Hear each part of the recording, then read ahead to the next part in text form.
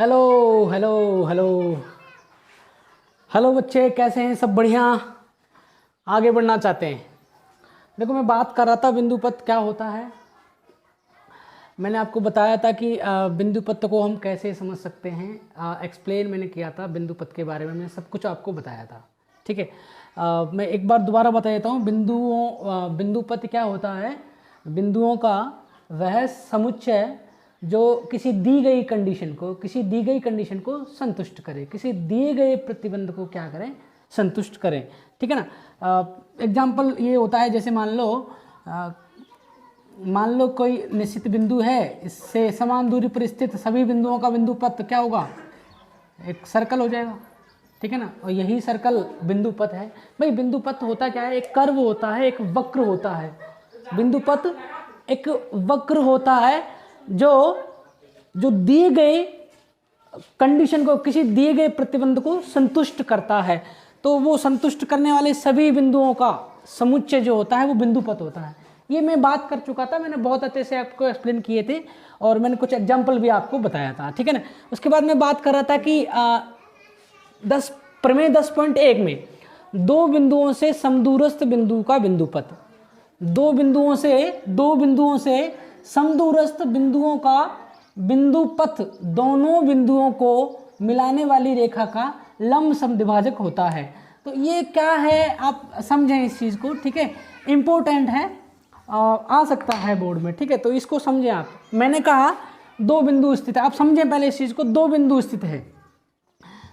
स्थित है, यहाँ दोनों बिंदु ए और बी, यहाँ से समदूरस्थ बिंदुओं का बिंदु पथ, अर्थात कोई बिंदु यहाँ है, मान लो यहाँ से यहाँ है, तो ये दूरी और ये दूरी बराबर हो सकती है क्या? बिल्कुल नहीं। ठीक है।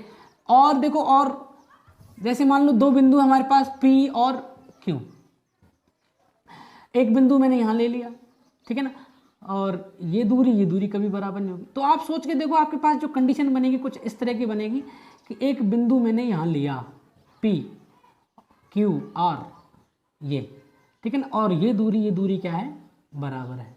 क्या ये एक ही सिंगल ऐसा बिंदु है जो इन बिंदुओं से Q से और R से बराबर दूरी पर स्थित है? ऐसा बिल्कुल भी नहीं। मैंने कहा क्या एक P एक ऐसा बिंदु है जो Q और R से क्या है? बराबर दूरी पर स्थित है? तो ऐसा बिल्कुल भी नहीं है। क्यों? क्योंकि ऐसे बहुत सारे बिंदु हो सकते हैं जो किससे दूरी बराबर हो उसकी? Q और R से। दो स्थित बिंदुओं से दूरियां समान हैं, ठीक है, और ये गतिमान है। ये P जो बिंदु है वो गतिमान है, वो घूम रहा है, ठीक है ना। और मान लो ये P बिंदु यहाँ पे आ जाए तो ये क्या हो जाएगा? ये दूरी बराबर है, ये यहाँ से बराबर है, यहाँ ये बराबर है। बात क्लियर हो रही है आपको? ठीक है। और भी बहुत सारे बिंदु हो सकते हैं। मान लो ये P यहाँ आ जाए अब, तो ये बराबर है। ऐसे करके ये जो गतिमान बिंदु है P, वो ऐसे घूमेगा। ये दूरी हमेशा बराबर रहने वाली है, बात क्लियर हुई? भाई, मेरे हिसाब से बातें आपको समझ में आ रही होगी, समझ में आ रही बातें? ठीक है ना। तो यही मैं बातें कर रहा हूं कि दो बिंदुओं से समदूरस्थ बिंदुओं का बिंदु पथ, मतलब दो दिए गए बिंदुओं से दूरी समान रखते हुए कोई बिंदु गतिमान है, तो वो बिंदु गतिमान है, वो कौन सा रास्ता अपनाएगा? ऐसे रास्ते पर वो चले ताकि उसकी दूरी Q और R से बराबर बनी रहे। बात समझ में आ रही होगी?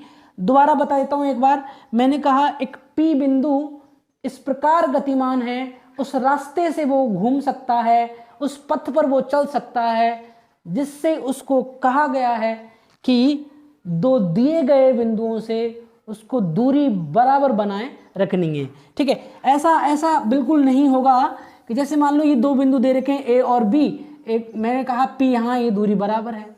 अब P आप इधर नहीं P यहाँ पे नहीं हो सकता, पहले यहाँ था, P यहाँ नहीं हो सकता। क्यों? क्योंकि ये दूरी और ये दूरी बराबर नहीं होगी बिल्कुल भी। समझ में आ रही बात? तो P के पास कंडीशन लगा दिए गए हैं, ठीक है, उसके पास एक प्रतिबंध लगा दिए गए हैं कि भैया आपको इस तरह से घूमना है। ठीक है। उसने उसने कहा कि ए से और बी से दूरी को बराबर मेंटेन रखना है आपको, तो उसके पास ऑप्शन यही मिलेगा कि वो इस लाइन पर घूमे, वो इस लाइन पर गति करें, और ये लाइन जो बनेगी ऐसे बहुत सारे बिंदुओं से जो लाइन बनेगी, या फिर ऐसे कहें कि P जिस रास्ते पर गतिमान है वो रास्ता जो होगा वो होगा इन दोनों बिंदुओं से बनने वाली रेखा का लंब समद्विभाजक, मतलब यहाँ 90 डिग्री का कोण बनेगा और समद्विभाजक मतलब ये बराबर बनेगा। बात समझ में आई क्या भाई? मेरे हिसाब से आपको बात क्लियर होगी। मैंने कहा दो बिंदु, दोबारा बता देता हूँ, दो बिंदु स्थित है, इन दोनों से बराबर दूरी पर मेंटेन रखती हुई कोई बिंदु घूम रहा है तो वो ऐसे घूमेगा। ये जो है यही तो बिंदु पथ है, बस इसका नाम बताना है। आप सोच के देखो इसका नाम क्या होगा कि दो बिंदुओं से बनी रेखा का लंब समद्विभाजक, मतलब ये लंब है और ये समद्विभाजक है। भाई मेरी बात आपको समझ में आ गई होगी। मैं इसको एक्सप्लेन करता हूँ, इसको प्रूव करके दिखाता हूँ, आपको सिद्ध करके दिखाता हूँ कि ऐसा होता है। समझ में आ रही बात? तो मैंने कहा कि दो बिंदुओं से समदूरस्थ बिंदुओं का बिंदुपथ, ये दूरी बराबर है, ये दूरी बराबर है, ये दूरी बराबर है, यहाँ से ये दूरी बराबर है, तो दो बिंदुओं से समदूरस्थ बिंदुओं का बिंदुपथ एक रेखा होगी, कैसी? जो दोनों बिंदुओं से बनी रेखा का लंब समद्विभाजक होगा। दोनों बिंदुओं से बनी रेखा को आधा आधा करने वाला है और 90 डिग्री होगा, ऊपर लंबवत होगा, एक दूसरे के लंबवत होगा। ये मैं बातें करने वाला हूँ, ठीक है। तो ये हम देखते हैं क्या आपको दिया हुआ है। तो आप देखो किसी भी क्वेश्चन को प्रूव करने के लिए बहुत सारे तरीके हो सकते हैं। जनरली हम चीज़ों पे बात करते हैं कि क्या गिवन है, आपको दिया हुआ क्या है, और उस दी हुई चीज़ को यूज करते हुए हमें आगे बढ़ना है। बात समझ में आ रही? बेसिक नॉलेज आपको होनी चाहिए, क्योंकि बिना बेसिक के हम कर नहीं पाते चीज़ों को। बेटा मैंने कहा कि एक बिंदु ये है ए, दूसरा बिंदु ये है बी, ठीक है ना, और मैंने कहा एक बिंदु यहां स्थित है पी और एक बिंदु यहां स्थित है पी डैश। ये पी है, ये पी डैश है। ये बात समझ में आ रही होगी। इसको मैं नाम दे देता हूं एम और ये एल है, ठीक है। ठीक है, देखो मैं सारी चीजें एक्सप्लेन कर चुका हूं बच्चे, ये लाइन क्यों बनी, ठीक है ना। मैंने कहा पी कोई बिंदु है, गतिमान है, वो घूम रहा है, वो इस प्रकार उसके पास यह प्रतिबंध है कि उसको बिंदु ए से और बिंदु बी से दूरियां समान रखते हुए मूव करना चाहिए, वो गतिमान होना चाहिए। समझ में आया? तो उसके पास यही एक रास्ता है, वो इस तरह से घूम सकता है, और इस रास्ते का नाम है दोनों बिंदुओं से बने रेखाखंड का लंब समद्विभाजक है। और इस बात को हमें सिद्ध करके दिखाना है, बस इससे ज्यादा कुछ नहीं है। तो मैंने कहा ये आपको सिद्ध करना है 90 डिग्री, और ये बराबर सिद्ध करना है, ठीक है। तो दिया हुआ क्या है? दिया हुआ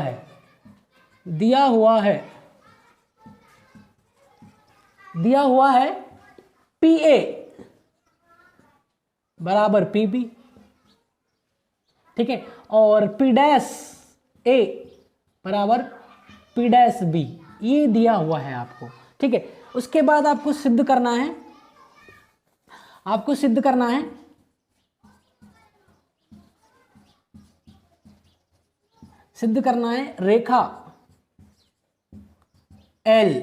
रेखा एल, रेखाखंड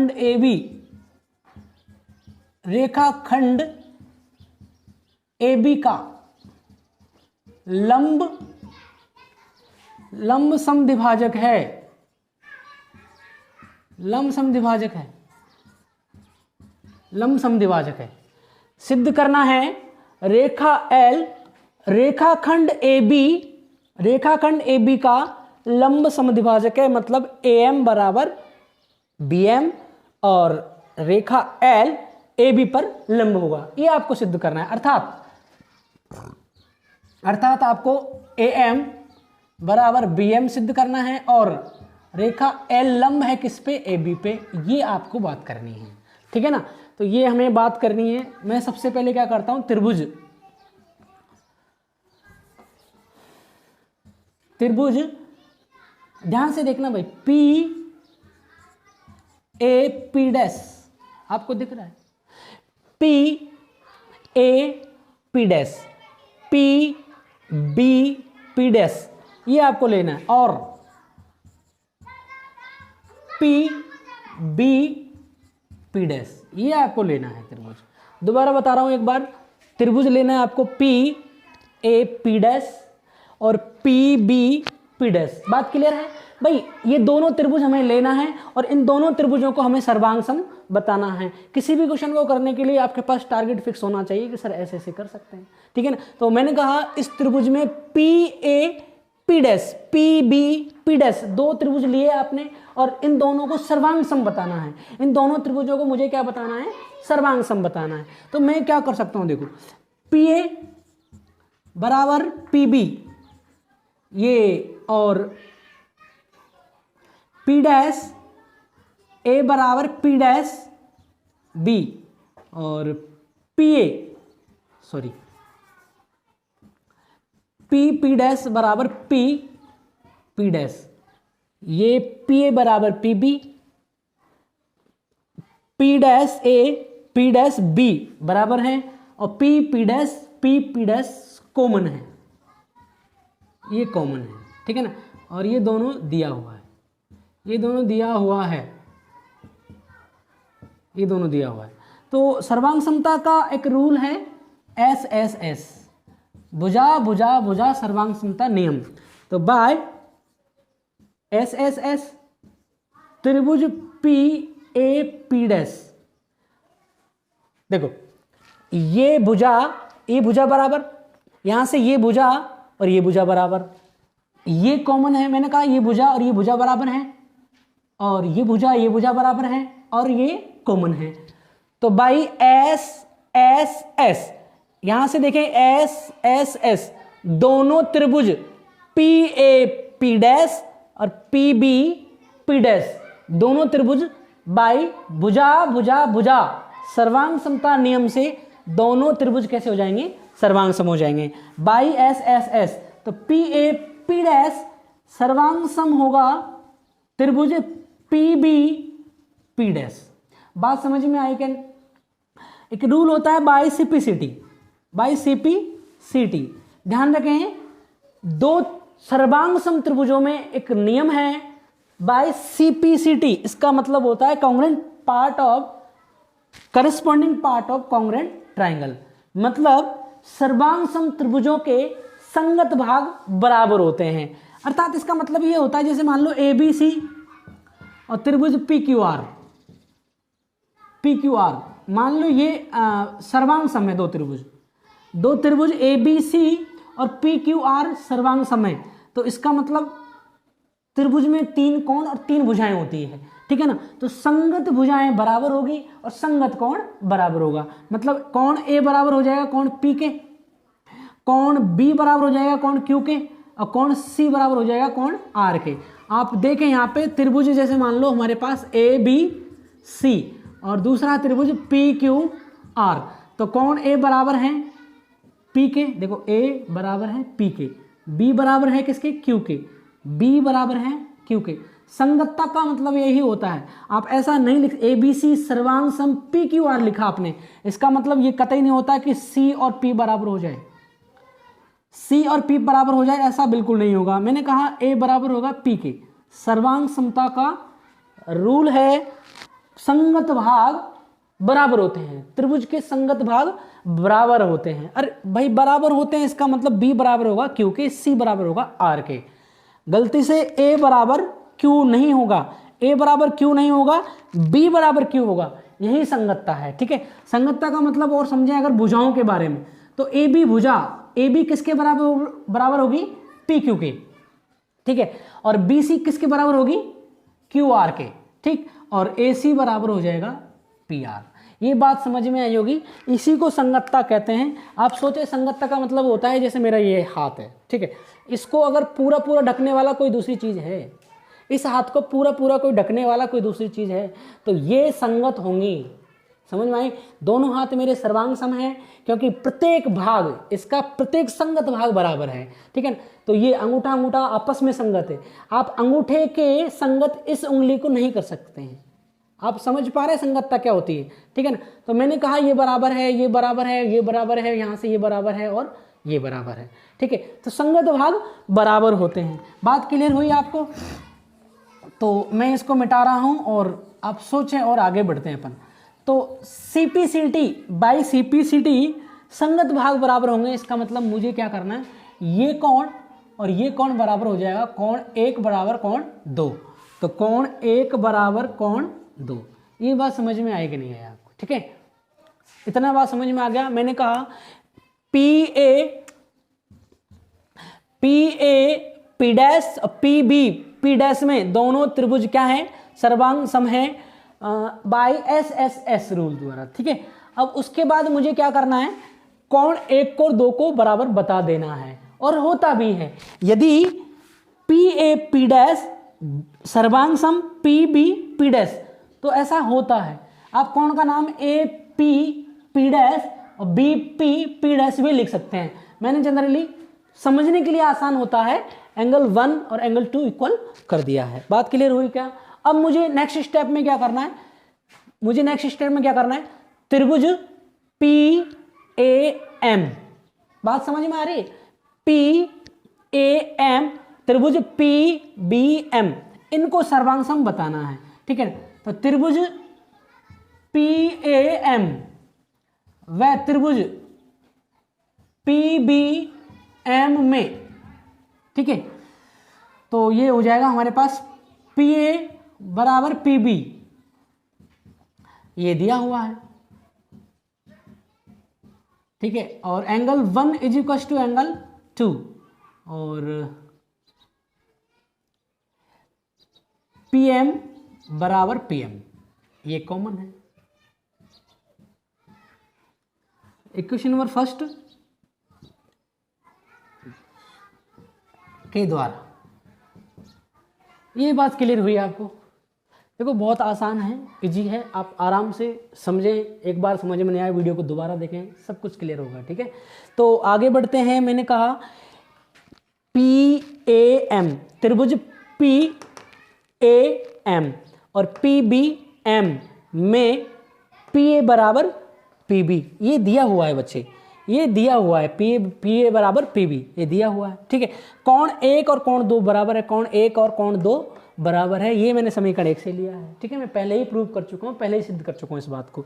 ठीक है, उसके बाद PM बराबर PM, तो PM बराबर PM है, कॉमन है। बात क्लियर हो रही है आपको? ठीक है, तो ये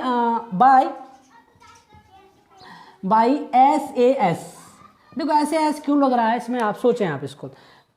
PA बराबर PB, कोण 1 बराबर कोण 2 और PM बराबर, तो SAS, S मतलब भुजा, A मतलब एंगल कोण, ठीक है, और SAS का मतलब भुजा कोण भुजा। तो इस नियम से PAM और PBM दोनों त्रिभुज कैसे हो जाएंगे, सर्वांग सम हो जाएंगे। तो त्रिभुज PAM सर्वांग सम त्रिभुज PBM, ये बात समझ में आ रही है आपको? ठीक है, तो यहां से बाई CPCT AM बराबर BM, यहां से देखें आप AM बराबर BM, बात क्लियर हो रही है क्या? AM बराबर BM, तो ये हो जाएगा AM बराबर BM। क्या आपको ये सिद्ध करना था क्या? बिल्कुल AM बराबर BM सिद्ध करना था। एक और चीज सिद्ध करने की, रेखा L, जो रेखा L मैंने ली है वो AB पर लंब होना चाहिए, ताकि ये बता सकें कि रेखा L भुजा AB का लंब समद्विभाजक है, मतलब लंबवत भी है और समद्विभाजक है। अच्छा, मैं रेखा L को समद्विभाजक प्रूव कर चुका हूँ, रेखा L को मैं समद्विभाजक प्रूव कर चुका हूँ। आप सोच के देखो, AM बराबर BM मुझे मिल गया है। ठीक है, जब AM बराबर BM मिला, इसका मतलब L AB का समद्विभाजक है। अब मुझे अगर मैं लंब सिद्ध में कर देता हूं, तो ये रेखा जो L है वो AB का लंब समद्विभाजक हो जाएगा। बात क्लियर हो रही है आपको? तो मुझे इसके लिए इसको मिटाना पड़ेगा, आप ध्यान से देख लें एक बार। ठीक है, और यहाँ देखता हूँ आगे, ये बात क्लियर हो रही होगी आपको। बहुत ईजी है, आप आराम से समझें, कोई दिक्कत नहीं। ठीक है, बहुत सब कुछ समझ में आएगा बच्चे। ठीक, अब देखो CPCT से एक चीज और देखो, मैंने कहा ये त्रिभुज पूरा उठाकर इस पर रख दें तो ये पूरा ढक लेगा, इसका मतलब ये पार्ट और ये पार्ट बराबर हो जाएगा। तो कोण 3 और कोण 4 भी बराबर हो जाएंगे। ठीक है, दोबारा बोल रहा हूं, AM बराबर BM आपको मिल चुका है। आगे बढ़ते हैं। मैंने कहा कोण 3 कोण 4 बराबर है, कोण 3 और 4 बराबर है, कोण 3 व कोण 4 बराबर है, कोण 3 व 4 बराबर है, इस बात का ध्यान रखना। अच्छा, हम जानते हैं कि कोण 3 प्लस कोण 4 बराबर 180 डिग्री होगा। क्यों? क्योंकि आप जानते हैं रेखिक युग्म के कोण, रेखिक युग्म के कोण है, रेखिक युग्म कोण है। कोण 3 प्लस कोण 4, इन दोनों कोणों का योग कितना हो जाएगा? 180 डिग्री। आप जानते हैं कि एक ही रेखा पर बने सभी कोणों का योग 180 डिग्री होता है। ठीक है। अच्छा, जब 3 और 4 बराबर है तो क्या मैं ऐसा कर दूं कि 2 180, ये बात समझ में आ रही होगी। बहुत इजी कॉन्सेप्ट है, कुछ खास नहीं है बच्चे। ठीक है ना। ये 2 ये यहाँ से कट जाएगा, कोण 3 बराबर कितना आ जाएगा? 90। जब कोण 3 और कोण 4 बराबर है, कितना आ जाएगा? 90। जब ये 3 भी 90 4 भी 90, इसका मतलब ये पूरा क्या हो गया? लंबवत हो गया। यही इंप्लाइज करता है L लंब है किस पे? AB पे। समझ में आया होगा भाई। ठीक है। तो मैं कह सकता हूं कि दो बिंदुओं से समदूरस्थ बिंदुओं का बिंदुपथ रेखाखंड AB का लंब समद्विभाजक होगा, दोनों बिंदुओं से बनी रेखाखंड का लंब समद्विभाजक होगा। ठीक है। तो ये आपको समझ में आ गया होगा। एक बार ध्यान से देख लें और बढ़िया से पढ़ें, पढ़ते रहें, हंसते रहें, मुस्कुराते रहें और देखते रहें अशोक जी सर की क्लास। ठीक है। तो ये आप देख लें एक बार। ठीक है, मैं मिटा रहा हूं इसको।